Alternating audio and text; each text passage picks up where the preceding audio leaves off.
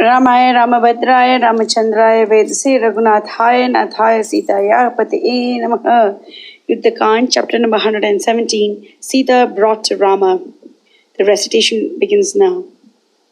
Anjaneya, of mighty intellect, the bravest of the brave, touched the feet of Rama and said, O Lord, I pray you, grant permission to the lady Sita to come unto your presence.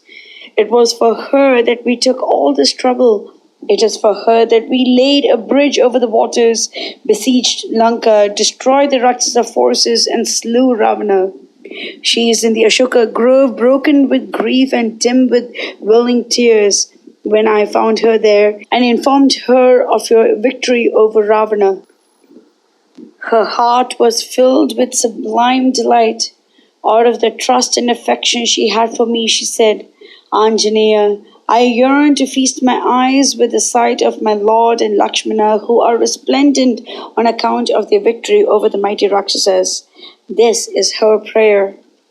Rama, the best and the noblest exponent of Dharma, listened to these words. Tears blinded his eyes and he sank in deep thought.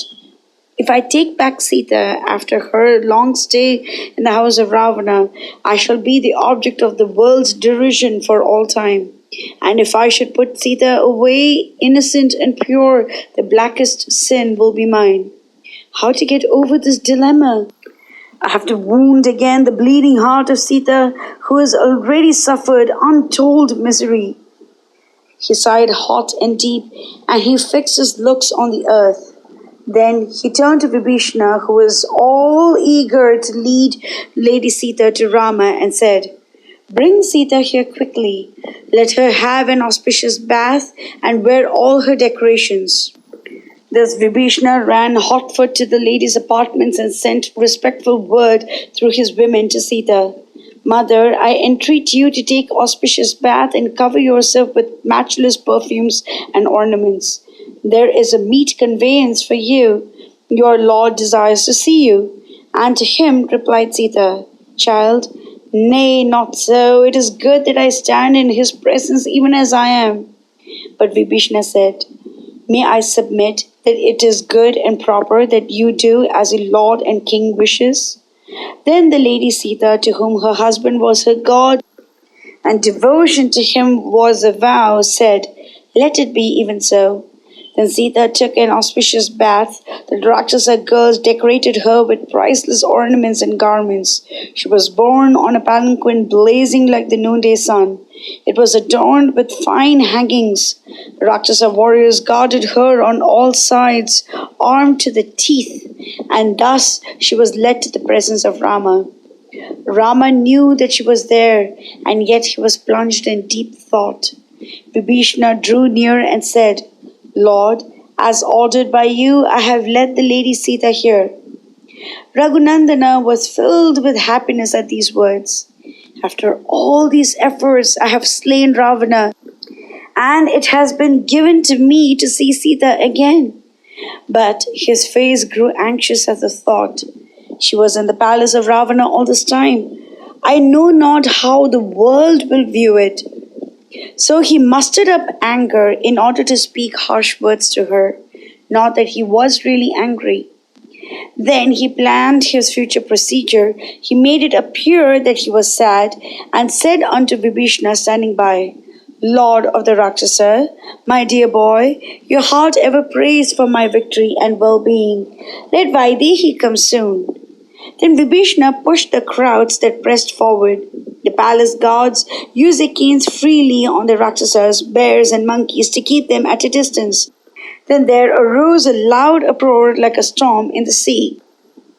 Thereat, Sri Rama, whose natural affection towards his monkey friends could not bear the sight, stayed them brusquely and turned to Vibhishana, the wise one, with looks that shot baleful fires, and said, Thou Rakshasa, you clean forgot that you are in my presence. You dare to lay brutal hands on these. Enough, enough. Stop. Whom did you take these for? These are mine. They are dear to me as my life itself. Do you think that the ladies are best guarded and protected by houses, garments, curtains, courts, and driving back of crowds and such like royal honors and attentions?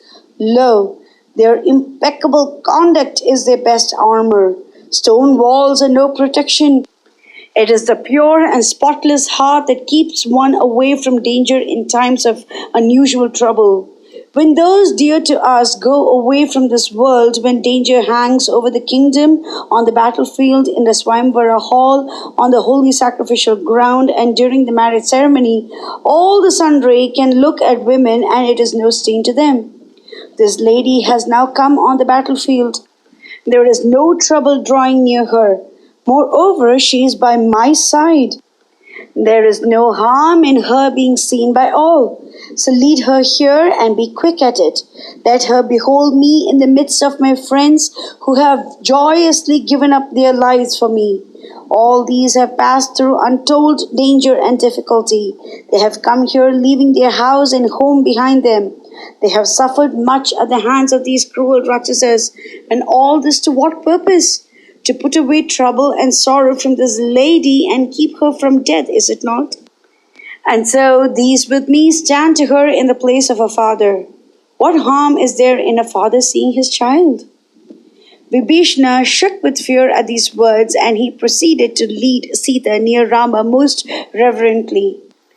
Lakshmana and Anjaneya listened to the words of Raghava and said to themselves with deep sorrow, "Verily, this is unexpected, unthought of, a bolt from the blue. We have seen with our own eyes the grief of Raghava at having been torn from the side of Sita. He was about to annihilate countless worlds for her sake, and now his words are strange indeed. They indicate his aversion to her as if he cared not for her in the least."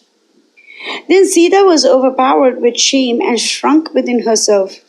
Alas, after all these months, after all these dangers and troubles, I was blessed enough to behold my husband and Lord. I had hardly beheld him when lo! At the very outset, these words winged with wrath fall upon me like the thunderbolt. She felt aghast to appear before other men. So she hid her face with the aid of her garment and slowly drew near Rama and could only say, choked with emotions, "Ariputra, my lord and husband." Her eyes were blind hot with tears as she gave vent to her grief. She had never till then beheld her husband like this. He stood there crowned with boundless fame, having come out victorious from a dreadful fight. The goddess of victory smiled upon him sweetly. His martial radiance illuminated all around. She was filled with boundless wonder and surprise at this unexpected change of attitude. She had despaired of ever being happy. Honor and life were a dream of the past. Husband, kith and kin, and bright fame were things beyond recall. And then there had come over her heart limitless joy, for danger, difficulty, and grief were but mist before the rising sun. Her lord and husband was her God. Her love and devotion were beyond description. Hence, she lifted up her eyes to his face of divine loveliness. Like unto the full moon at her rising, his face was red with wrath. Like unto the spotless radiant moon, the next moment will disturb it.